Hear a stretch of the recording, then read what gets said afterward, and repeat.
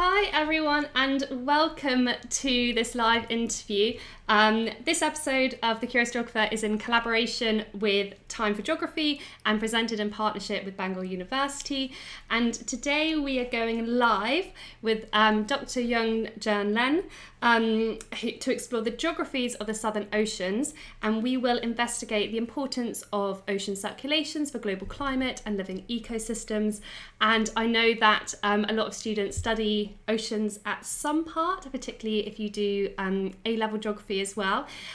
So Jung has just come back actually from a 27-day expedition and actually found that she really enjoyed and learned a lot more about ocean and kind of oceanography at university, as it's not studied maybe as much at school. So hopefully this will be really insightful for all you geographers watching. So if I pass over to Young, if you wouldn't mind telling us kind of what does it mean? You are interested in polar physical oceanography. Can you start by telling us what this means? Yes, hello everyone. Thank you for having me. I'm a physical oceanographer. In other words, I study the physics of the ocean. So I'm interested in ocean circulations, waves, and things like that. A polar physical oceanographer is interested in the physics of the polar oceans. And the polar oceans are really interesting because they are places in which the oceans are generally much, much warmer than the atmosphere. And so they lose a lot of heat to the atmosphere. And these are places in which you get a really big exchange of properties, both heat and water, fresh water, between the ocean and atmosphere. And this can lead to changes in the ocean waters themselves, making them denser and sinking away from the surface and doing all sorts of cool stuff for the rest of our oceans. And what I'm so excited about is that you're going to tell us so much, as you are editor of an amazing book called 30 Seconds Oceans. And I thought we could talk about some of your kind of key ideas there and some of your research. But should we start by talking about the maybe Southern Ocean? And would you mind telling us a little bit about what is the physical geography of the Southern Ocean? Okay, well, why don't I start by talking about what we consider the physical geography of the oceans in general. So on land or around coast, you think of physical geography in terms of rivers or coastlines and so on and so forth. In the ocean, we're less concerned with the landforms when we think about physical geography, and we're more interested in the type of circulation, ocean flows you might find in a specific location. So for instance, in the subtropics of most ocean basins, you have subtropical gyres, giant recirculating flows that go round and round, responding to the winds that blow above them. You have subpolar gyres as well at the higher latitudes. And then on continental shelf seas, you don't have these circulating flows so much. You tend to have different flows that are influenced by tides, which have a bigger effect in a shallower system, as well as an influence from the rivers and the freshwater input to the area. So that can really change its circulation in a way. So if we are to think about the Southern Ocean, and I believe Ellie has a picture of the bathymetry, or rather the kind of seafloor of the Southern Ocean. There's this great big dark blue areas are where you have much deeper oceans, and lighter blue areas are where you have the continental shelf seas. The Southern Ocean's continental shelf seas are really fascinating places because in addition to the usual thing where you have freshwater input from land, this freshwater input comes in two forms. You have both water and ice. And so we've got all these exciting floating ice tongues, and they certainly affect the circulation of the water below them, as well as they carry lots of the glaciers themselves as they erode the bed on land, and as they reach the sea and lose their glacial load, they actually contribute lots of nutrients and minerals into the water around them on these continental shelf seas. So we could talk about what this means for wildlife, but further offshore as well, in the Southern Ocean, in the deep part of the ocean, you have this great big recirculating flow all the way going east around Antarctica. And you see that the small figure to the kind of top middle of the page, where you have these colorful lines going round and round Antarctica, that actually traces the pathway of the flow around Antarctica. And this current is known as the Antarctic Circumpolar Current. And it joins all the major world ocean basins, transferring properties between them all. And there's also a really big upwelling system that is associated with this current as well, because of the winds that blow around Antarctica driving this current. Yeah. Brilliant. And we're going to get a little bit more into kind of ocean currents as well, because I'm really excited about learning about them. Even on our chat just before we started, you were telling me so much information as well. So why are ocean currents? Let's talk about climate first. How do ocean currents, especially around Antarctica, and as you said, the Southern Ocean kind of connects all our other oceans, which is really, really important. But how does that impact climate and vice versa? Okay, well, let's start maybe with that picture of the ocean as a solar panel. Ellie can show that to you. So in the subtropics, it just so happens that water and seawater is a particularly good absorber of solar radiation. And as it absorbs all this energy from the sun, which is shining down on the ocean, and bear in mind the ocean covers 70% of the planet, it absorbs all this energy and stores it as heat. And so as it absorbs this energy and stores it as heat, the ocean itself moves, right? It's driven by the winds above it, and it's affected by the rotation on the Earth, which is why you get these recirculating gyres. And on the western sides of all these kind of ocean basins, you see that there are these big western boundary currents that carry this warm, sun-warmed water from the tropics to the high latitudes. And if we can look at the picture where we have all the oceans connected, and this is the Spillhouse projection, which shows you how the oceans are all really one big ocean connected in lots of ways. But as you can see by that Antarctic circumpolar current around Antarctica, you can see that the red lines show you where all the warm water pathways are. And as they go to the higher latitudes, both in the Southern Ocean as well as the Arctic, that is where they start to lose lots of heat to the atmosphere. And they also tend to gain a little bit of fresh water. But in the process of losing all this heat, this warm water becomes colder and more dense and sinks away from the surface, and kind of essentially is this pull system and drawing more warm water north or south. And so you get this kind of overturning circulation as the cold water sinks away and comes back towards the kind of tropics, as it were. And so these ocean currents are particularly important for controlling our climate in a way. Without this redistribution of heat by the ocean currents, our planet's weather would certainly not be the way it is now. So here in the UK, we actually enjoy fairly mild winters and fairly pleasant summers. It's not super hot and sticky, and it's not overwhelmed with snow and ice in winter. If we lived, for instance, on the east coast of the US, where that warm current does not come past them, instead it diverts across towards us in the UK, you'll see that their weather is much different. They get really cold, icy, wintry, snowy weather in the winter and hot, sticky summers. So this ocean current carrying all this heat and exchanging it with the local atmosphere around here is a really important part of weather for very many people. In addition to the fact that, I don't know how many of you know this, but the ocean has absorbed 90% of the excess heat that we have put on our planet since the start of the Industrial Revolution, since we've been increasing greenhouse gases into our planet, in our atmosphere. So without the oceans, we would all be much, much warmer than we are today. Linking into that, I started to talk about the absorbing the CO2 from the Industrial Revolution.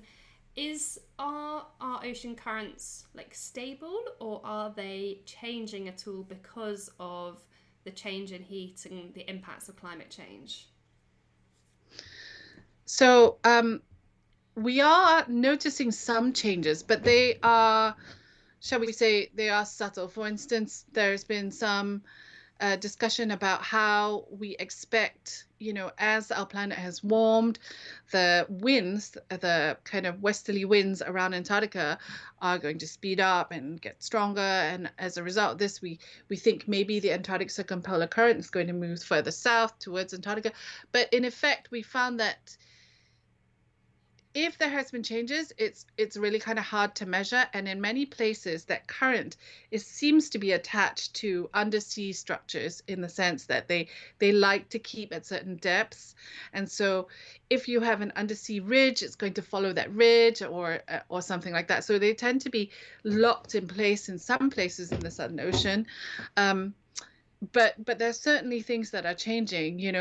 It's really obvious that there are changes to the sea ice, and the sea ice both in the Arctic and the Antarctic, how it grows, how it forms, how it melts, how quickly it melts in the spring, and how late it's starting to form up in the winter as well. All these things are being pushed back, longer and longer open water seasons. And these things all affect ocean circulation and currents. So, Fantastic. And let's go on a bit more to talk about maybe like ecosystems that are linked to ocean currents. So why are ocean currents, especially, for example, upwelling, important for productive living ecosystems? So for A-level, students learn about how the upwelling in the Southern Ocean provides a really good environment for lots of like ecosystems as like the base of the food chains. And so I wondered if you could explain, the importance for living ecosystems. So how the ocean, shall we say, pelagic ecosystems, so open ocean ecosystems work is that at the base of the food chain, you have all these phytoplankton. The phytoplankton are the things that photosynthesize. So in order to photosynthesize, they need sunlight, and they also use the CO2 that's been dissolved into the water around them. So they fix this CO2 into sugars, essentially, and build their cells and grow. And what happens as spring comes is that you start to get a warming of the surface ocean, and you get a concentration of the existing cells up in the surface ocean because they can't really get down past once you start getting layering of the ocean. So if you warm the ocean, it's going to get lighter. So if you start getting like a warm, thin layer at the surface and the phytoplankton concentrated there, they've also had lots of nutrients kind of being mixed up into the surface ocean over the winter when there's not much growing. And so in the spring, you get what we call spring blooms. And suddenly the phytoplankton are like, yay, sunlight, food, boom. And then they go whoosh. And they quickly consume all the nutrients in the surface ocean or within range of the sunlight. And once they've done that, then you get the end of the spring bloom where the bloom slowly, dies away, and you don't get a persistence of this bloom unless you can supply it with extra nutrients from below.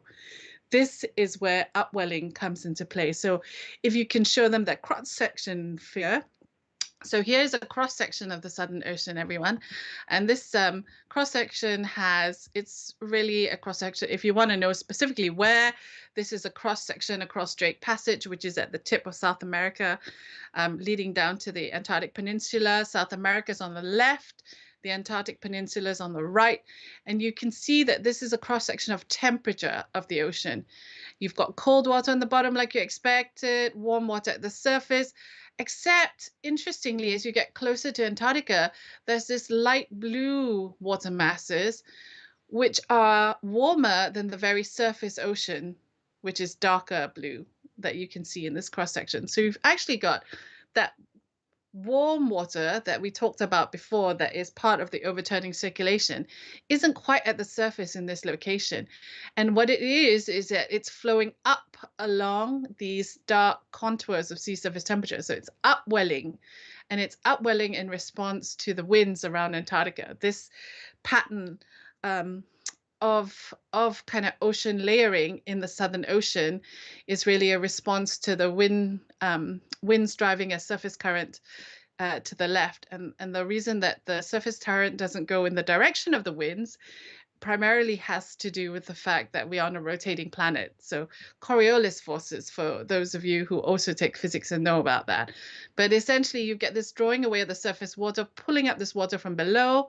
And so the red are those warmer waters being upwelled, but they also carry the deep nutrients into the surface ocean of the Southern Ocean. And that makes the Southern Ocean a high nutrient ocean and allows spring blooms to persist past the start of spring. But interestingly, the Southern Ocean is what we call a high nutrient, low chlorophyll region.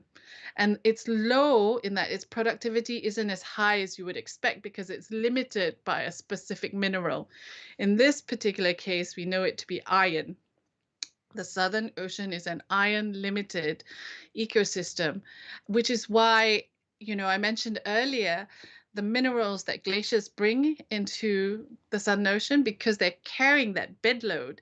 They've eroded the ground below them before they get to sea, and it's all frozen into the bottom. And as they come out into a continental shelf, or if they're icebergs, eventually break off and travel out into the Southern Ocean, they eventually release their sediment load. And these sediments are much higher in iron relative to everything around them, and can kind of inspire blooms around them. In fact, the continental shelves of the Southern Ocean are known to be some of the most productive ocean ecosystems on the planet. That's really, really interesting. So when ice from Antarctica is melting, I said it kind of brings that glacial melt. So nutrients go into to the ocean. Is that then how does that mean that more nutrients are going into the ocean? Because Antarctica has some really rapid ice melt at the moment. So is that good for ecosystems, or does that throw it off balance? I suppose it provides. So the key thing is that when we talk about nutrients in the ocean, we're talking about nitrates, phosphates, all those sorts of things. And there's plenty of that in the deep ocean. But they need it in balance with some of these metals. And in particular, as I said, the iron. And so the iron and the minerals that come out from kind of glacial deposits that kind of enter into the ocean, they are what will allow the bloom to continue, because they already have plenty of nutrients, but they can't keep growing because they're missing this one thing. And if this one thing is in bigger abundance, then you expect that it will be better. But at the same time, we have an issue where, for instance, in the Southern Ocean, a really keystone species upon which many organisms depend. Many organisms eat this specific species, from the whales to the fish they all depend, a lot of them depend on krill, and krill depend on sea ice algae. So it's kind of algae well, they're not seaweeds exactly, but if you can imagine that there's algae forming on the bottom of the sea ice, and the krill eats all the stuff that's on the bottom of the sea ice. So as we get less and less sea ice, then there's going to be an issue of pressure on them in a different way, if you see what I mean. And those warm currents, when the diagram that you showed that went from the kind of warm ocean upwelling, where is that water actually coming from? Because obviously it's very cool near Antarctica in the Southern Ocean, but where's that warm water come from, or does it come from all the other oceans? Well, I suppose you could show two figures. If we look at the cross section again briefly, you'll see that there are actually letters on the side here. And these are the acronyms of different, what we call water masses. So all these things that have CDW in them, UCDW is upper circumpolar deep water, and then lower circumpolar deep water. These three water masses are that warm water that we see in the Southern Ocean, and that can get onto the shelves as well. Now, if we go back to the Spielhaus projection, the one with Antarctica in the center, that water, upper circumpolar deep water, we actually think is formed in the North and North Atlantic. So we think that a lot of that water comes from the northern North Atlantic, and it sinks down and it's kind of this blue current coming through the North Atlantic, but it's still warmer than a lot of the Antarctic water masses. And so it still carries a lot of heat, and it kind of upwells, as you can see, around Antarctica. And then it gets dragged around by the all the way around Antarctica by the Antarctic Circumpolar Current. But mainly we think that its main source is the northern North Atlantic.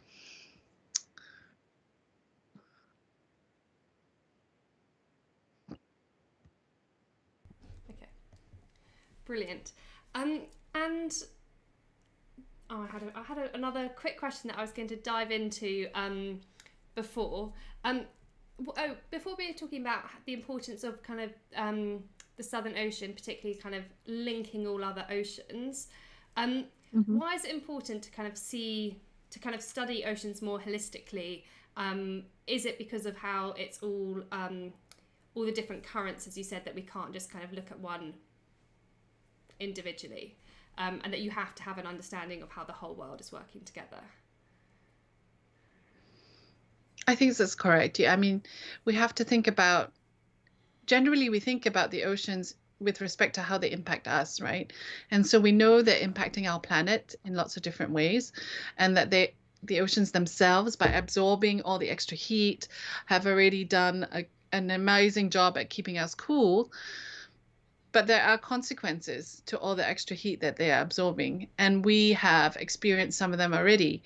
A warmer ocean means more powerful storms, because storms form over the ocean, and if the ocean is warm, these storms will gather that heat. The ocean will lose heat to the storm, and that gives them energy because it makes the low pressure inside even lower than the high pressure outside. And then the winds around the low pressure speed up. And then, of course, a warm ocean allows for more evaporation as well. And if you have more evaporation, that loads up the storm with water. And so when the storm hits the land, it's got more powerful winds, it's got more precipitation. Those things can be devastating to people. The other thing that is a big consequences of warming out our oceans is, perhaps you can show everyone the sea level rise picture, is that you warm something up, you're going to make it expand. Sea level rise is one of the consequences of warming up our ocean. And sea level rise, obviously, it's not fun for people who have a house right by the sea, because, then your houses become threatened. But it has more devastating consequences in that when you do get a storm coming in, it can have a more devastating effect as well, because there's a higher level of water, and all of that can, in the situation of storm surge, top over all kinds of defenses that your town or your city might already have. If the seas continue to rise, and there are plenty of places that are small island nations that aren't very much at the highest point above sea level. So there's all sorts of issues with sea level rise. So yeah, it pays for all of us to know about these things, because major cities are threatened by sea level rise, and when they become threatened by sea level rise, that will end up creating climate refugees. And where do they all go? So this becomes a problem for everyone who's not directly experiencing it in the first place. So we've just linked to kind of two kind of parts of the book that you were editor of, on the 30-second kind of oceans, where you do these summaries. What was your Can you tell us a little bit about the book? And it's really, as we've kind of seen the images from the publisher, it's really kind of short and interactive. And what was your favourite thing about kind of your favourite topic to do when editing the book? Oh, I don't know about favorite topic. Nobody's asked us that. But my colleague Matthias Green and I edited this book together, and we were approached by the publisher. This is part of a series of books on all sorts of topics. So you could get 30-second weather, 30-second physics, 30-second maths, 30-second geography even. And you're asked to come up with 50 key ideas. And we thought this is a great opportunity to explain to people how the ocean works and how it's important to them. And it was a really fun time coming up with the different topics. So we cover physical geography of the oceans is just one of the, I think we have 7 or 8 chapters. We have a chapter about ocean pollution. We have a chapter about life in the ocean. And then we have a chapter which is looking farther afield that includes a topic in which we consider what it means to have an ocean and how important it is for life in general, which is why our search for life on other planets is about finding oceans on other planets. And so, you know, it goes from our planet to beyond, as it were. And it was a fun project all told, and it was really fun to try and get lots of our colleagues to contribute their expertise and write all the little things. And it was so lovely to see it beautifully illustrated by the illustrator. Every topic has an illustration to go with it, you know. And so it was lovely to see that all come together. There are many fun. In the end, Matthias and I each wrote about 8 to 9 topics each, but we did get something like 30 plus scientists together to contribute to this book. And we also took it as an opportunity to get people who are very early in their careers to very senior in their careers, as well as try and get a good gender balance, because I think that's important to let everyone know that science is done by everyone and should be for everyone and by everyone. And so that is what we aim to do with this book. And I don't know which one was most fun. I think some of the contributions from my friend Kim Martini were great, where she wrote about robots and how we're using robots to measure the ocean, and also about plastic pollution, which is a really popular topic today. Mm-hmm. Fantastic. We've got one question that's just come in, and just as I was going to ask if anybody else had any questions, and then I think it will, after our final question, links to how did you get to where you are, and I think that links really nicely to what you were talking about, that lots of people are kind of scientists and interested in that area as well. So having that representation through people writing your book is the book is really, really important. So we'll talk a bit about how you got to where you are as well. Isla has asked a question saying, regarding the blooms created as a result of the nutrients provided by melting glaciers, are these always a good thing, or can they have negative impacts? These ones are generally a good thing, because this is all natural, right? This is all, nobody's gone there. So if you talk to people about geoengineering, where people are trying to come up with solutions for fixing our climate problem, one of them was iron fertilization, where people go out and drop iron filings in the ocean to try and kind of spur primary production to then absorb all this CO2 out of the atmosphere, and hopefully we can export it to the deep ocean. And there are so many issues with messing with a natural system in an unnatural way. But for the glaciers and the way that the system works on the continental shelf seas, that is all part of a natural way in which our planet works. And so at the minute, I don't think anyone is forecasting poor consequences from enhancing the primary production on the shelves of the Southern Ocean. So I think we all see that as a good thing. Brilliant. And we see that as a good for the wildlife and for us, and yeah.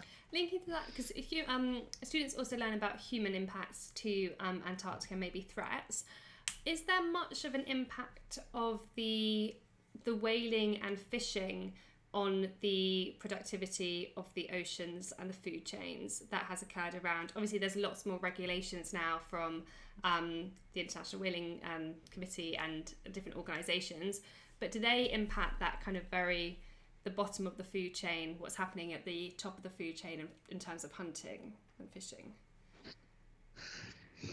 I haven't seen any studies that have quantified any impacts, but I know that people are starting to consider fishing for krill. So, which is a keystone species of the Southern Ocean food web. So, I can only imagine this is not going to be great unless you do it properly. You do it at a time where it's not impacting other species or finding when you fish can also have a really important impact on ecosystems, right? I mean, if they have seen tuna populations collapse because they found out where they spawn. In other words, where they meet to mate and make new babies. And then if you suddenly fish them all when they're doing that, then there's no babies next year. So, it's like when and where you take them matters as well. So, I don't know. I don't know is the short answer in terms of fishing impact. This is not my area of expertise. But yeah, it's a good question. And you imagine it's only going to become a bigger question as the sea ice is lost and these regions become more and more navigable.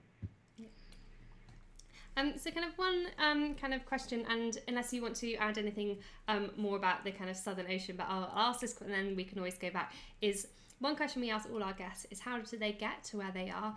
And do you have any advice for students taking their next steps?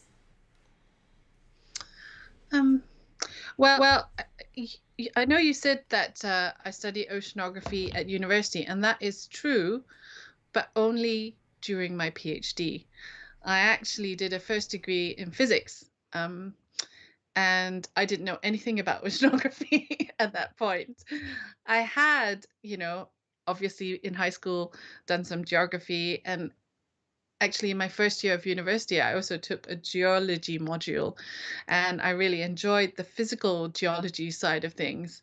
And so when it came time to look for a PhD, I was actually looking at like geophysics type PhDs, and then realized the associated field was oceanography, which just completely captured me and is how I ended up pursuing that. So I guess my story is this kind of story that says, I think what has benefited me is that I have ended up pursuing academically things and subjects that seem to be a good combination of my interests and my ability. If someone had asked me if I wanted to be, if I wanted to study physics in high school, I would have said, I don't know, maybe. But, as slowly as I went along my way, I was like, okay, this is interesting to me. I seem to be good at it. And it's difficult enough to keep me interested, in the sense that it wasn't, I did not find it super easy, but it was a challenge that made me want to know more.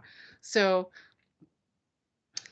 I think that's what I did. And then I was open to opportunities as you went, and then eventually I found something that was such a great mix of what I really love, which is the ocean, because I grew up spending a lot of childhood holidays at the sea, as well as, kind of my physical skills, my physics knowledge, which is a really important part of the work that I do now. So I think for a student, I think what I would encourage you to do is find out what is a good combination of what you're interested in and what you're good at. Because you have lots of different subjects in school and it feels like the world's your oyster, and it is. At the moment, the options are all open to you. So, but in order to excel, I would pick something that you're both interested in and good at. I am never going to be a ballerina. I'm very very clumsy. So, for instance, if I'd really liked to dance but was really clumsy at it, I don't think it would have been worth my while to try and pursue that, because I would just have worked so hard and not excelled. Um, and I think you get satisfaction in excelling. So I would say pick something that's a good combination of your interest and your ability, but then also be open to opportunities along the way, because you just never know where your life is going to take you, and to not be too, I must go this way and only this way will do, because I think then you leave yourself open to a lot of frustration and disappointment potentially. Fantastic. I think that's really good advice. Do something that you're good at and that you enjoy as well. And I think kind of being open to, because at school there's actually, it's quite limited in things that you do. And there's many more options kind of as you find out when you're at university or in a different career. Is it possible for you just to define the Antarctic, the ACC current? Like, what exactly is that? Just for our audience, before we kind of just finish, so that they know exactly what it is. So the ocean has a bunch of famous currents because they are big and they're important. The one that you may all be familiar with is known as the Gulf Stream, and this is the one that flows in the North Atlantic, on the western side, and carries all that warm water north. Around Antarctica, the westerlies, that are winds that blow from the west, so they're blowing from the west to the east. They go kind of clockwise around Antarctica, and underneath it, they drive this ocean current known as the Antarctic Circumpolar, because it goes all the way around, Antarctic Circumpolar current.